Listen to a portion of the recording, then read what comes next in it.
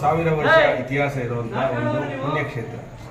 ಇಲ್ಲಿ ಮಾಜಿ ಶಾಸಕರಾಗಿದ್ದಂಥ ವೀರಣ್ಣಗೌಡ ಅವರು ಈ ದೇವಸ್ಥಾನ ಜೀರ್ಣೋದ್ಧಾರ ಮಾಡಿದ್ರು. ಅದು ಮಾಡಿದ ಮೇಲೆ ಇಲ್ಲಿವರೆಗೂ ಕೂಡ ಭಾಳ ವಿಶೇಷವಾಗಿ 25 kg ಚಿನ್ನದಲ್ಲಿ ಸ್ವಾಮಿಯ ಒಂದು ಲೇಪನವನ್ನು ಮಾಡಿ ಕವಚವನ್ನು ಮಾಡಿ ಭಾಳ ವಿಶೇಷವಾಗಿ ನಡೆಸ್ತಾರೆ. ಲಕ್ಷಾಂತರ ಜನ ಭಕ್ತರಿದ್ದಾರೆ.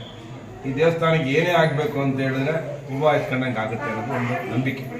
ಇಲ್ಲಿ ಏನೇ ಪ್ರಾರ್ಥನೆ ಮಾಡಿದ್ರು ಕೂಡ ಈ ದೇವರಲ್ಲಿ, ನಾನು ಕೂಡ ಶಾಸಕನಾಗಬೇಕಾದ್ರೆ ಈ ದೇವರ ಹತ್ರ ಬಂದು ಅರಕೆ ಹೊತ್ತಿದ್ದೆ, ನನ್ನ ಶಾಸಕನ ಮಾಡಿದ್ರೆ ಬಂದು ಇಲ್ಲಿ ಪೂಜೆ ಮಾಡಿಸ್ಕೊಂಡು ಹೋಗ್ತೀನಿ ಅಂತ.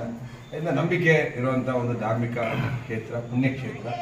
800 ವರ್ಷ ಇತಿಹಾಸ ಉಳಿದ ಈ ಒಂದು ದೇವಸ್ಥಾನಕ್ಕೆ ಒಂದು ಪ್ರಸಿದ್ಧಿ ಇದೆ.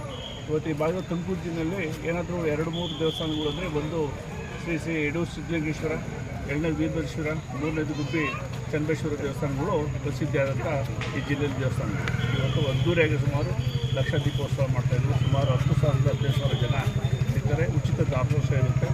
ಸುಮಾರು ಜನ ಭಕ್ತಾದಿಗಳು ಸಹಿತ ಸುಮಾರು ದೇಶ ವಿದೇಶಗಳಿಂದ ಇದ್ದಾರೆ. ಅವರೆಲ್ಲ ರಥೋತ್ಸವಕ್ಕೂ ಬರ್ತಾರೆ ಮತ್ತು ಇದಕ್ಕೂ ಬರ್ತಾರೆ.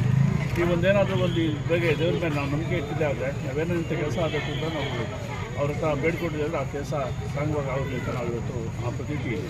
ಅದಕ್ಕೋಸ್ಕರ ನಾವು ಇವತ್ತು ನಮಗೆ 50 ವರ್ಷದಲ್ಲಿ ಒಂದು ದಿವಸ ನಾವು ತುಂಬಿಸ್ಕೊಳ್ಳೋಲ್ಲ. ಈ ಒಂದು ಜಾತ್ರೆ ಲಕ್ಷದ ವರ್ಷಗಳಲ್ಲಿ ಜಾತ್ರೆ ಮಹೋತ್ಸವ. ಆ ತಾಯಿ ಭದ್ರಕಾಳಿ ಸಮೇತ ವೀರಭದ್ರ ಆಸೆ ನಮ್ಮ ಮೇಲೆ ಇದೆ. ವೀರಭದ್ರ ಸ್ವಾಮಿ ಮೊದಲು ಇದನ್ನು ವೀರಣ್ಣಗೌಡರು ಮಾಜಿ MLA ಅವರು ಒಂದು ಜೀರ್ಣೋದ್ಧಾರವನ್ನು ಮಾಡಿದರು. ಅನೇಕ ಜನರು ಈ ದೇವಸ್ಥಾನಕ್ಕೆ ಭಕ್ತರಿಂದ ಇದೆ. ನೆಕ್ಸ್ಟ್ ಲೆವೆಲ್ಗೆ ಏನ್ಕೊಂಡು ಇದು ಒಂದು ಅಪ್ಗ್ರೇಡ್ ಮಾಡಿದವರು ಅಂತಂದರೆ ಈ ಭಾಗದಲ್ಲಿ ನಮ್ಮ ರಮೇಶ್ ಅಣ್ಣವರು ಮತ್ತು ನಮ್ಮ ರಾಮಣ್ಣವರು ಈ ಭಾಗದ ಅನೇಕ ಭಕ್ತರಿಂದ ಸೇರಿ ಒಳ್ಳೊಳ್ಳೆ ಕಾರ್ಯಕ್ರಮವನ್ನು ಅಭಿವೃದ್ಧಿ ಮಾಡಿದ್ದಾರೆ. ಯಾಕೆಂದರೆ ದಿನಾಲೂ ಒಂದು ದಾಸೋಹವನ್ನು ನಡೆಸ್ತಾರೆ. ಜಾತ್ರೆ ಬಂದರೆ ಲಕ್ಷಾಂತರ ಜನ. ಇಡೀ ನಮ್ಮ ಗುಬ್ಬಿ ತಾಲೂಕಿಗೆ ತುಮಕೂರು ಜಿಲ್ಲೆಯಲ್ಲಿ ಏನಾದರೂ ಒಂದು ದೇವಸ್ಥಾನದಲ್ಲಿ ಒಂದು ಅಭಿವೃದ್ಧಿ ಮಾಡಿದ್ದಾರೆ ಅಂದರೆ ಈ ವೀರಣ್ಣನ ಗುಡಿ, ವೀರಭದ್ರ ಸ್ವಾಮಿ ಅಂತ ಈ ಸಂದರ್ಭದಲ್ಲಿ ಹೇಳ್ಬೋದು. ಸುಮಾರು ಭಕ್ತವೃಂದವರು ಇದ್ದಾರೆ.